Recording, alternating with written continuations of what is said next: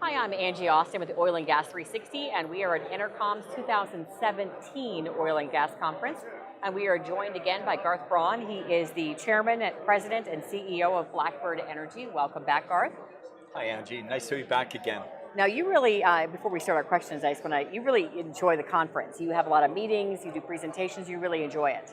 I think it's one of the special conferences. Having done a number during the years, this is a special conference. We always try to build a special presentation for this conference. I find the energy, the following this year has been tremendous. I think there's over 2,200 delegates. And I really enjoyed my presentation today. The room was relatively full, breakout was great. And so it's just really a well-run conference. Wonderful. All right, let's start with Blackbird's Paramount acquisition of Apache's asset, and specifically the 72 sections of the Montney rights directly south of Blackbird's lands. Let's discuss the acquisition metrics and how it impacts Blackbird, Garth. Well, it's actually Paramount went and purchased Apache's assets in Canada, a large portion of them. By my due diligence on what analysts have said in banking, I think Paramount, first off, has done an exceptional acquisition. I compliment the Riddells again with a brilliant move. Their stock price reflects the brilliance of the acquisition and well structured. Looks to be that they paid about $7.1 million per section for the 72 sections of Montney rights, which what I've understood is they regard as the jewel of this acquisition. Those lands are directly south of Blackbird, and Apache had been sitting on them, and we were really looking forward to them increasing activity. We thought they would take those lands up to probably 90 to 120 million feet of gas a day of production in correlated liquids, and we just never saw development going forward. With the acquisition by Paramount of these lands, they've forecast that they're going to get their production with about 300 wells up to 76,000 BOE. This is a substantial amount of drilling directly south of us. It's going to really create intensity for us. But the most important thing is they're going to be delineating acreage to the south that'll delineate all the way through our landmass. But it also, what I find great is, here they've made this purchase, and the value that analysts are talking about, that this could correlate to a $3 to $4 billion asset. Now, that's 72 sections. Directly north of them, Blackbird has 125 gross sections, 108.9 net. We're about another third larger. So this is a great value metric for us, and it really reflects to what Blackbird is sitting on. Okay, that makes sense. All right, so let's talk about how will the drilling program further delineate Blackbird's lands? Well, this year, Blackbird has rolled out a 9-well drilling program. We're both 6 development wells and 4 delineation wells in this corridor. Some are operated, others are non-operated, but we've got substantial activity. That actually counts to 10 because I did one already in January. But we're both drilling within our development core to the southwest. Now we're stepping out to the east, and we've got multiple wells, both operated and non-operated, that is going to continue to delineate the upper and the middle Montney. And we're moving north, possibly into the most liquid-rich area, up adjacent to CNRL and Canna, another well-run company, Kelp, and a very well-run company, Advantage, which is northwest of us. All of those companies have just drilled and released wells, their rigs recently, so there's tremendous activity adjacent to us. And this program should, number one, expand our reserves dramatically. It should delineate and demonstrate the liquid rich for both the upper and the middle Montney. And what we're also seeing is our type curves that we've created with McDaniels probably aren't homogeneous for our land base for the upper and the middle. We may end up actually with 4 type curves, 2 for the upper Montney and 2 for the middle Montney. And so a lot more delineation and probably giving a lot more clarity to the number of wells that we potentially have in our lands, and also the liquids rates out of those wells. All right. That's a lot of words for you, That's a lot. That's a lot of info. Yeah. That's all right. That's what you're here for, to disseminate information. Yes. All right, let's talk about infrastructure. What infrastructure is planned for the Pipestone Gold Creek corridor? Well, I don't know of another area in Canada outside of the oil sands that has so much infrastructure planned.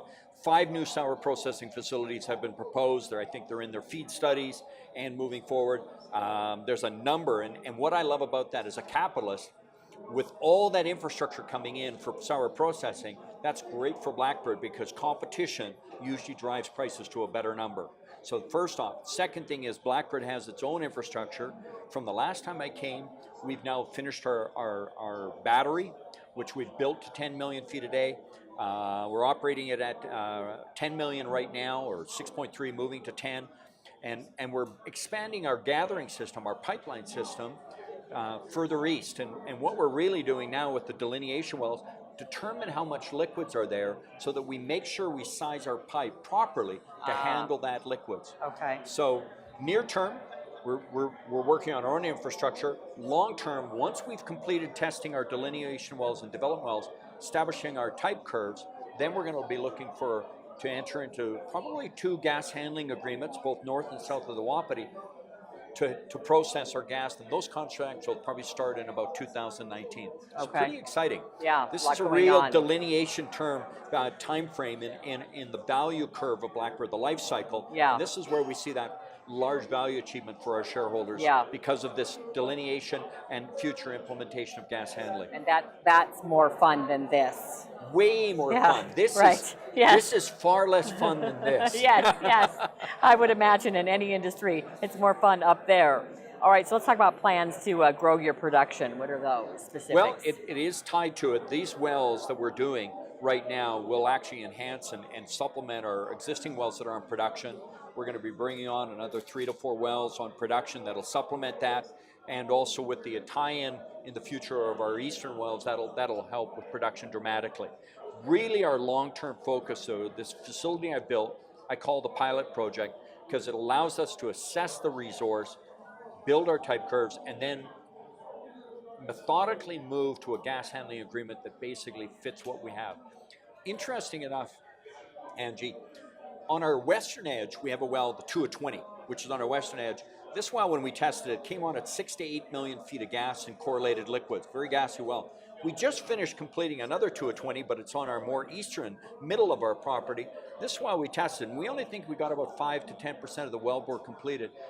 In the 111 hours we floated, the last 24, it produced 395 barrels of a light oil and only 250,000 feet of gas. Now we're going back and recompleting the balance of the well in September, but clearly this well is much more liquid rich than the more western well. So again, I talk about what we're looking at enhancing is we're obviously wanting to focus on liquids because that's more profitable right now for us than gas. And that's what that volatile oil window we're looking to delineate, but that's how we're planning to enhance our production. Okay. All right, we'll get into stage completions. Are there any new developments in terms of your stage completions? Let's talk about that. Well, Blackbird owns 10% of stage completions. It's a sliding sleeve completions technology. Okay. For investors, they should go and look at stage completions website to understand it. What I'm pleasantly able to say is today or this week, I believe that there's 185 stage completion going off in the DJ Basin here in Colorado this week. And next week, there's going to be a 305 stage completion in the Marcellus. It'll be one of the largest sliding sleeve completions going on, which I think is really important. And I'm really pleased to announce that Stage has just locked down an initial contract, and they're shipping, I think in the next 2 weeks, sleeves to Saudi Aramco for the commencement, and really this will be a trial stage going into full deployment.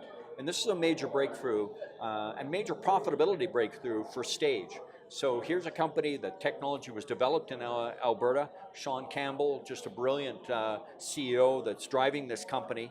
And we're pretty excited that this, number one, reduces costs for us on completions, but watching this company develop is pretty exciting over this next quarter, 2 quarters. I'll bet. Well, thank you, Garth. It was good to have you back. Thank you, and congratulations. You've got 3 children growing up, and what a fun thing you have to do, and congratulations on your syndication. You're up to 72 stations now? 70-some, yeah. 70-some. Thank you. That's great. Thank you. You deserve that success. All right, Angie Austin here at the EnerCom 2017 Oil and Gas Conference. Thank you for joining Garth and myself.